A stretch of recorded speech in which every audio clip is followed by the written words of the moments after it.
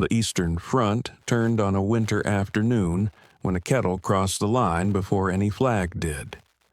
In a basement doorway, draped with a white shroud for the dead, Liesel, a German signals auxiliary with bandages in her pockets, met Yuri, a Soviet factory hand-turned-medic who stepped through the sheet with one hand open and the other cradling heat. The enamel mug he carried robin's egg blue a bite, chipped from the rim, steamed like a small white flag. They lifted it to a boy whose breath came like glass enemy tending enemy, while Stalingrad burned upstairs and the wind dragged knives along the street. Outside, a kolkhoz mare they called Ruby waited bells muffled under rags. Inside, the city's grammar had shrunk to verbs that worked: lift, bind, heat, wait. Operation Uranus had cinched the plains shut. The Sixth Army glittered like a constellation of hunger. Airlift promises cracked like ice. Yet, in this room, the first thaw wasn't weather. It was a hand held open a sugar cube dissolving the idea of the enemy losing its outline. One winter at Stalingrad did more than swallow an army.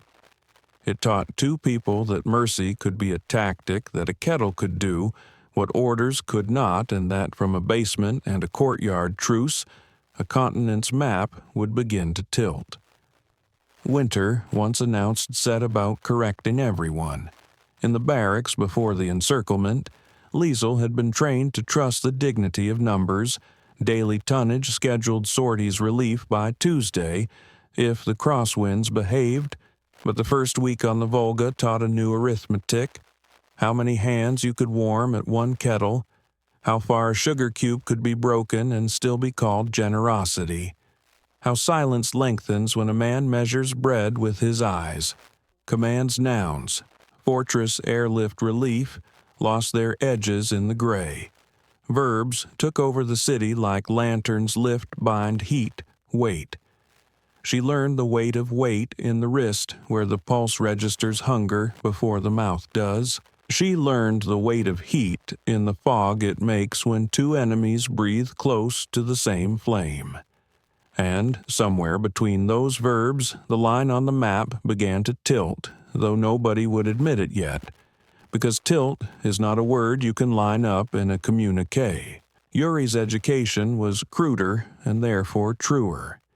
He had been a lathe whisperer, a man who could listen to steel sing and tell you if a bearing would die before spring, and the city's ruin promoted him to the kind of doctor you become when the hospital is a basement and the exam table is a door laid flat on crates. Posters had prepped him to see Germans as winterproof machines run on arrogance. The courtyard corrected that, with a single boy sobbing for his mother, the vowels collapsing into a sound that belonged to no language at all. After that, he cut bandages out of shirts and listened more. The river taught its own lesson: hold light under ice, and it turns the color of certainty.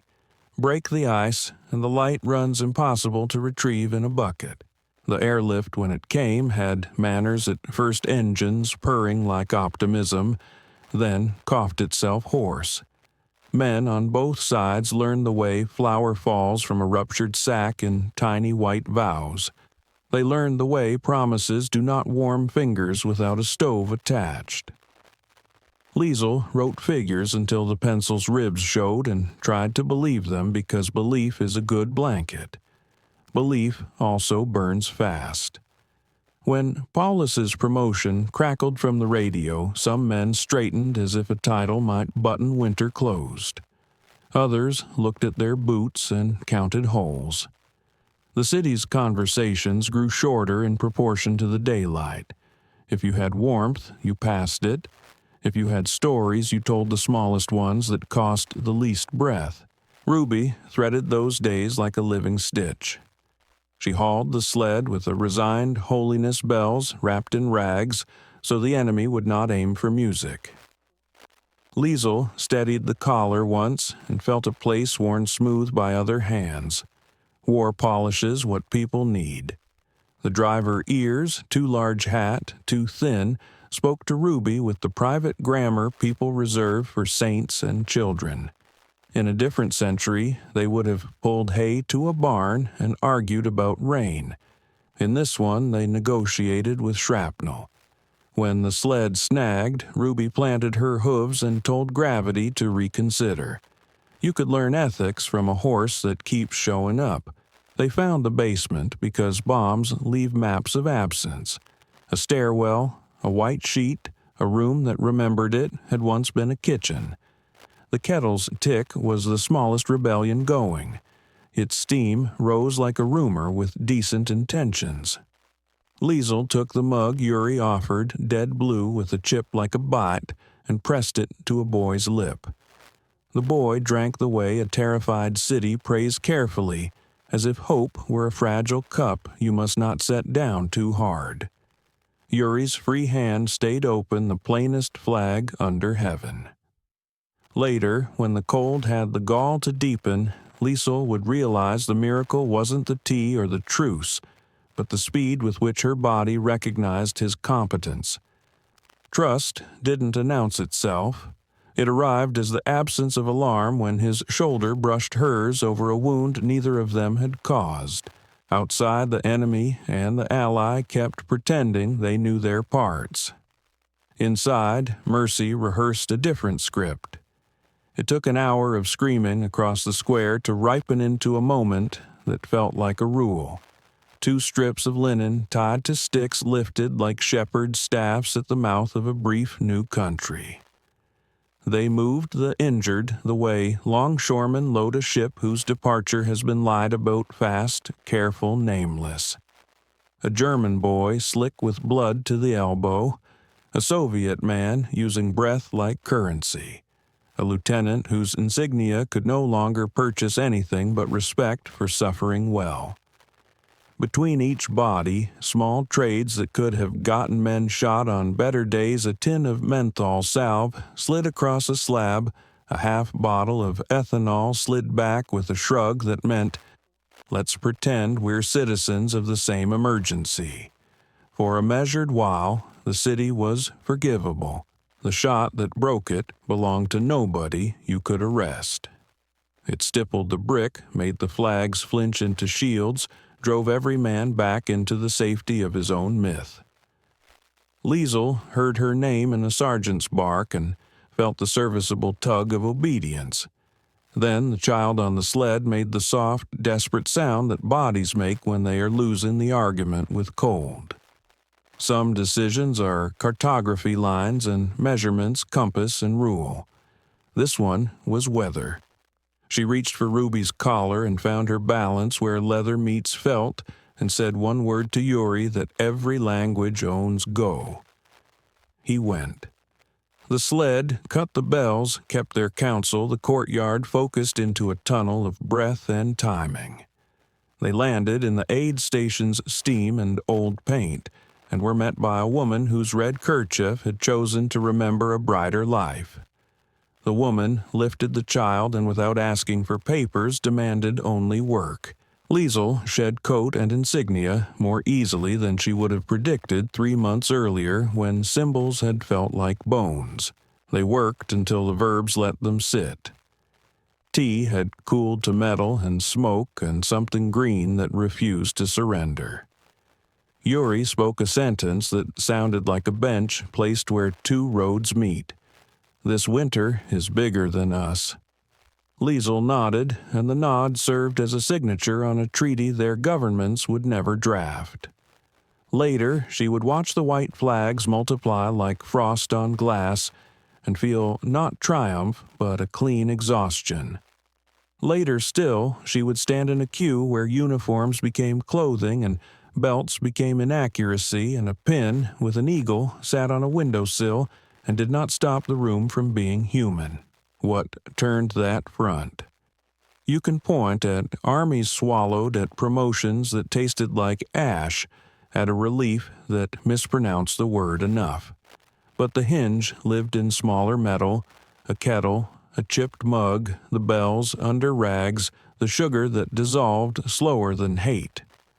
The city learned to redraw borders along breath and bread.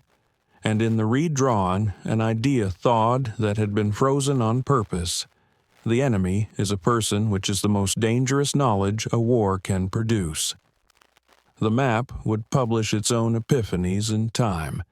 For now, in the basement, the new geography fit inside an enamel circle you could warm between two hands. They said surrender would feel like relief. It felt like shedding your own shadow.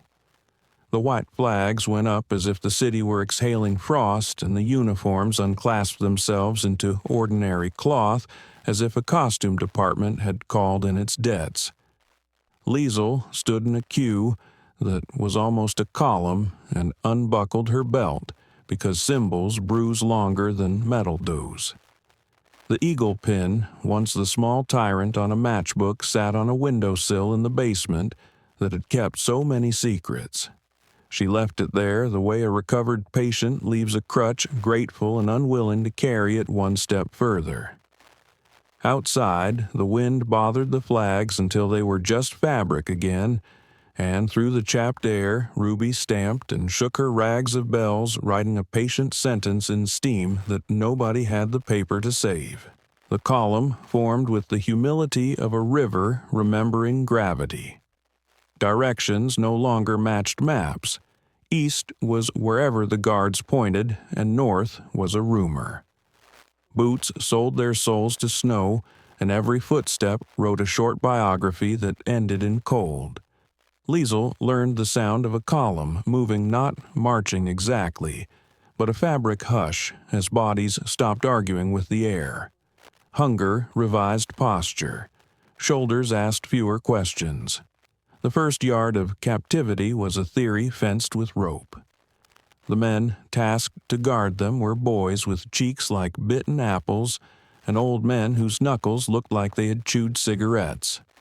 Both kinds walked beside the prisoners as shepherds more than wolves, a truth that propaganda had never considered printable. When the ladle finally leaned toward her, the soup tasted of arithmetic, thin necessary, solvable only by sharing. A hand entered her vision with a sugar cube balanced on the palm as if sweetness might bolt for the door. No ceremony, no smile. Yuri simply let it fall into her mitten where it landed with the private sound of rain on wool. Something in her straightened at that, a dignity that had nothing to do with rank and everything to do with being seen in one piece. Names were exchanged not like documents but like warmth. Yuri, he said, making the Y into a road you could take. Liesel, she offered the L an honest length. He tried her name on and let an S turn to Z midway as if accents were long marriages. He showed her the robin's egg mug he had looped by a string from his belt, the chip like a bite mark that had become a signature. She touched the notch, and he nodded, and the nod contained the basement, the boy, the tea, how steam can look like a truce if you stand at the right angle. Days undressed themselves of meaning and kept only weather. The city loosened its grip, and the steppe received them with the blank, appraising face of someone who refused to be impressed by war. At a crossroads where ruins gave way to white, a cart waited. Ruby pulled at bells, still muttering under cloth. The driver, with the two big ears, tipped his hat back with the solemnity of a priest at a baptism, as if he were blessing the act of carrying more than the load itself. Liesel stepped toward the mare and lifted a palm. Ruby's nose found her wrist and pressed a damp, deliberate question there, the kind only animals ask, and the honest answer to which is always, "We are still here." She looked for Yuri and found him at the edge of the crowd, hands open the way some people pass through life on purpose. If an ethic could have muscles, it would have been his posture. News arrived like weather felt before named. Paulus surrendered on a date that would become a tidy sentence in a book.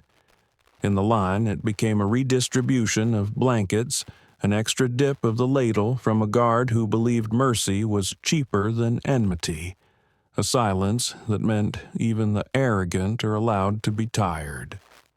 The Eastern Front, which had once been drawn like a straight road to a confident future, revealed its true shape, a river turning where older stone insists.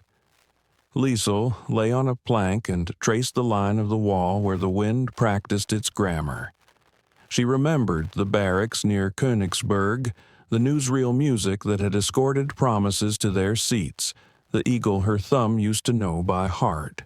She let the memory sit without prosecution or defense. Accuracy was enough. Yuri tore a name from a ledger's margin and folded it until it remembered it had been a tree. Stalingrad, careful script like a man polishing a tool he can't afford to ruin. Then his family name, and an address that was less an address than a direction and a vow. He did not hand it to her in a gesture anybody could turn into a monument. He tucked the scrap into the cuff of the felt cap a kind soldier had pressed into her hands when her ears had cried.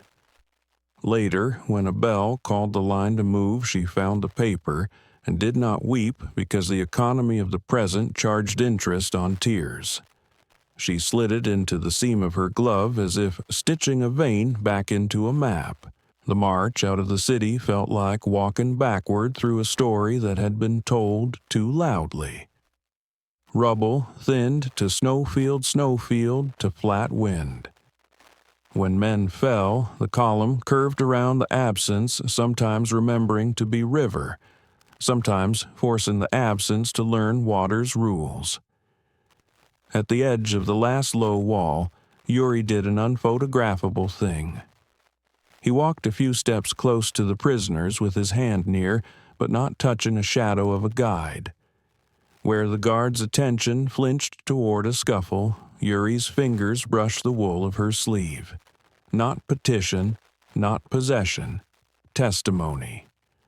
She turned just enough to note the outline of a man in the corner of her eye and thought irreverently of the icon she had seen once in a looted room. Saints with long hands offering small objects that looked suspiciously like bread. Night punished the steppe with a sky so clean you could cut yourself on it. Liesel placed the sugar cube under her tongue and tasted more than sweetness. She tasted the possibility that the winter had changed more than positions on a map, that it had shifted the angle by which people came toward one another.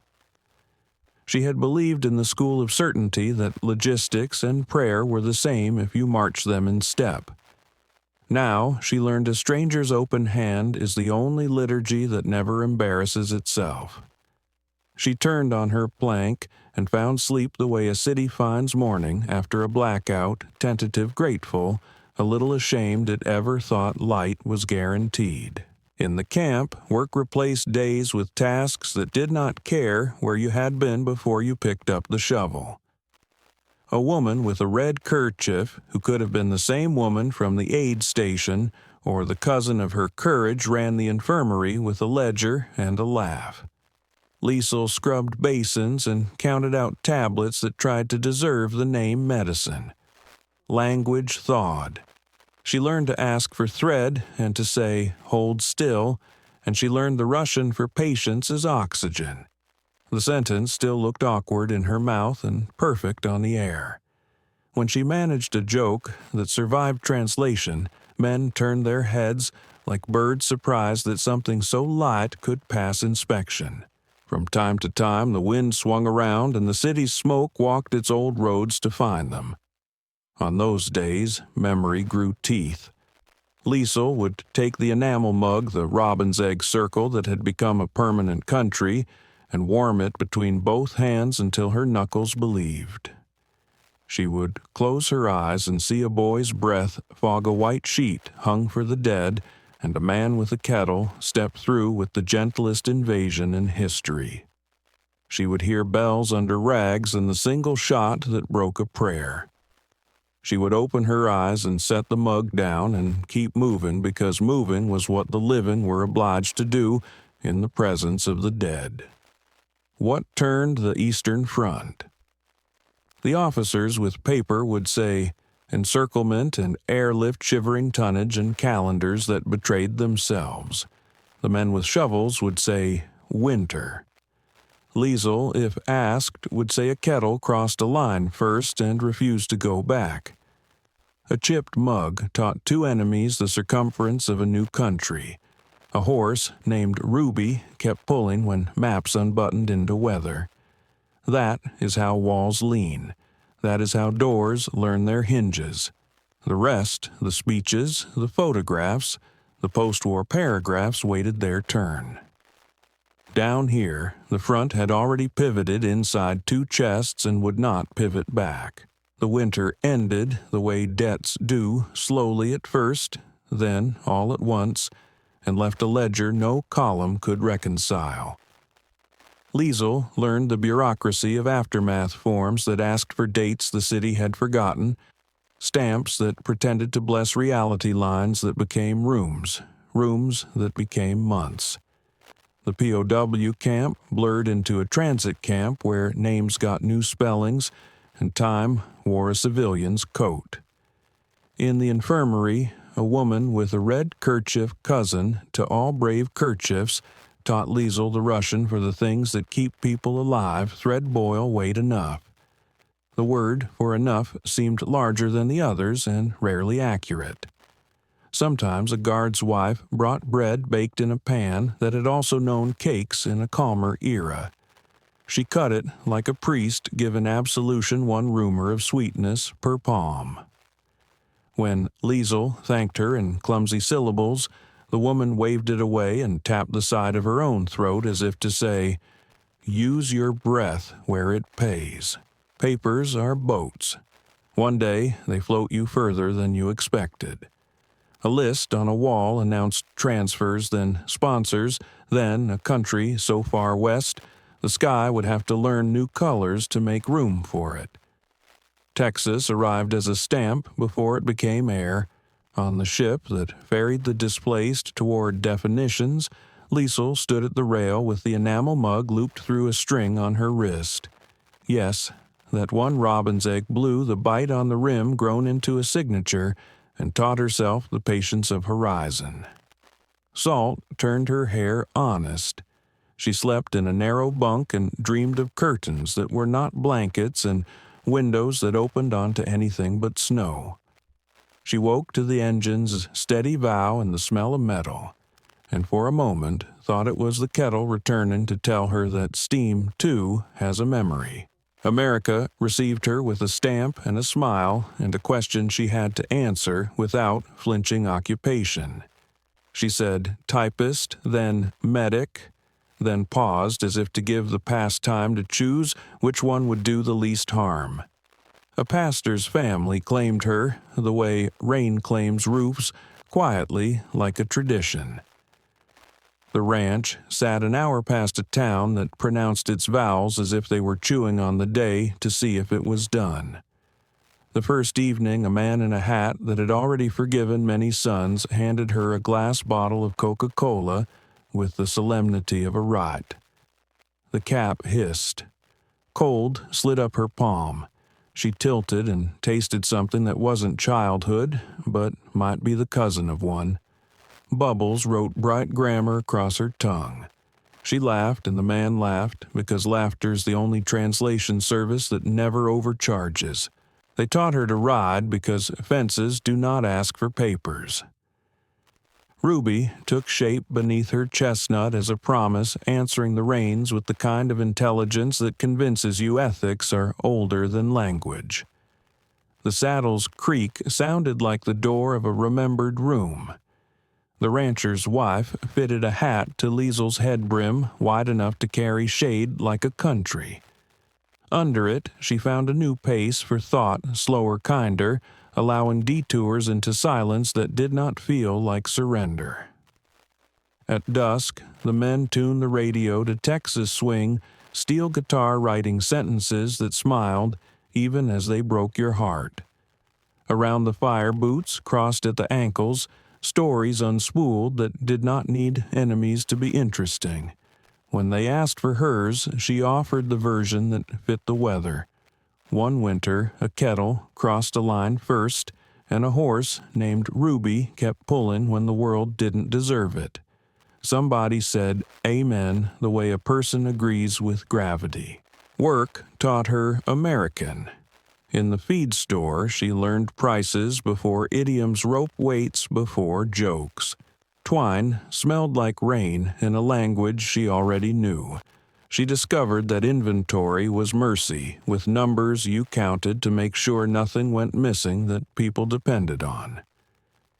In the back room, she kept a shoebox museum, the felt cap with its cuff repaired a charcoal nub that still dirtied her thumb with the memory of the words, "Patience is oxygen," the folded scrap with the Stalingrad address like a small artery, and "Miracle" on a Saturday yard sale table, the enamel mug itself as if fate had circled the earth to return a blue circle to its pair of hands.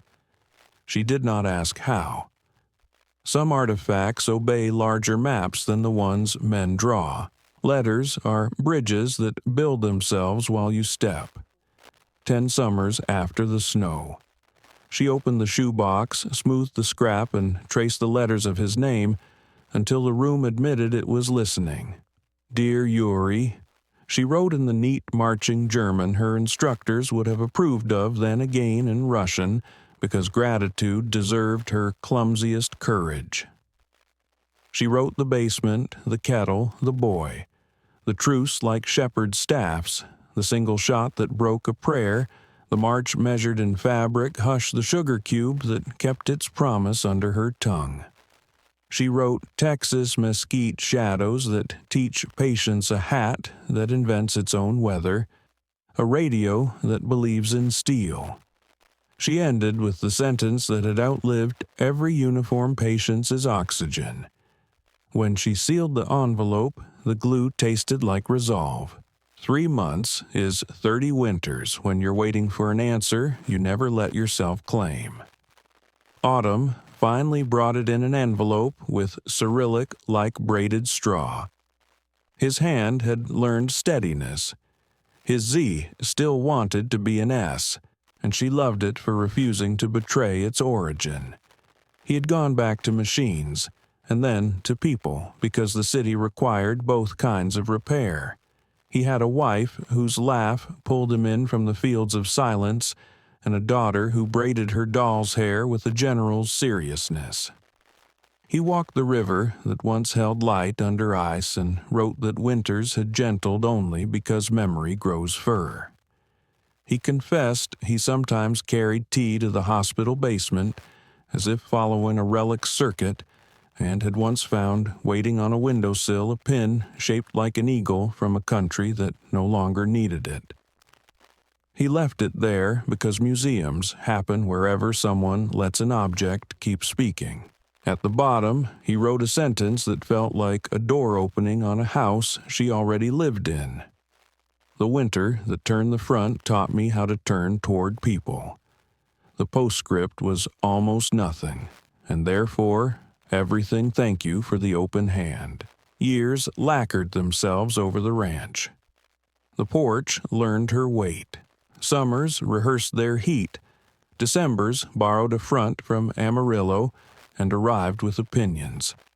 On cold nights, she brewed tea in a dented kettle, as if summoning a friend poured it into the blue circle and carried it out to the steps. The hat brim drew an ellipse on the world. The radio played a song that had learned how to mourn without pessimism. Steam rose, and for a moment looked like a white flag she had no need to wave. She thought of a basement where a hand opened before a flag. She thought of Ruby's bells tied quiet and still heard anyway. She thought of a child whose hat ended in a tassel shaped like a question mark, and decided the answer had been to move the body toward heat and the heart toward mercy. Sometimes visitors asked her what turned the Eastern Front wanting a single hinge and a door that large. She could say encirclement and tonnage and calendars with their math undone. Instead, she said a kettle crossed a line first. A chipped mug taught the circumference of a new country. A horse named Ruby kept showing up, and people enough of them to matter learned that the shortest road through winter is an open hand. She would twist the cap off a bottle of Coke for them, let the hiss sign the story, and watch their faces soften as if they too tasted the possibility of a map tilting, because two strangers once decided to be human in the same room. She learned that memory is a climate, and that some winters never leave the bones, only learn better manners. Years later, when the porch wood had polished itself to the shape of her patience, and her hair had found the color of frost without permission, a letter arrived in an envelope the color of old cream, its stamp stamped by a city that had renamed itself back into safety. And inside was a single photograph and a sentence that balanced 2 lifetimes without wobbling. The photograph showed a basement window she knew by heart. From the wrong side, a chipped sill holding a pin that the weather had spared out of habit, and through the glass a reflection of a man with a kettle for a shadow. The sentence in Yuri's careful hand said only, "The room still remembers us when we forget ourselves." She pressed the paper to the table with the enamel mug robin's egg bitten rim, and felt time reverse its polite retreat, felt the kettle tick in the place of her heart where the city had once kept fire. In town, a teacher had asked if she would speak to a room of students about what the books called the turnin' of the Eastern Front, and she had said yes because she could no longer pretend that the hinge had been made only of arrows and calendars. So she stood in a gym that smelled of varnish and adolescence and told them the small, disobedient version that a winter closed around Stalingrad like a hand that an army folded itself into, hunger, that encirclement and tonnage, and a relief that mispronounced enough made the headlines. But a kettle crossed a line first, and that, in a city where maps had melted into breath, and bread, 2 enemies met under a sheet for the dead, and behaved as if mercy were a plan. She told them a horse named Ruby kept showing up like an ethic with hooves bells wrapped so music couldn't be targeted, and that a chipped mug taught circumference not of territory, but of a country you could hold between 2 hands. She did not spare them the shot that broke the truce or the long hush of fabric when prisoners learn how to move like weather. And she did not pretend that the turning happened all at once because rivers curve under older stones, and people change by inches, not decrees. Afterward, a boy with sleeves too short for his growth spurt asked if she ever hated less, or simply learned to hate with better grammar.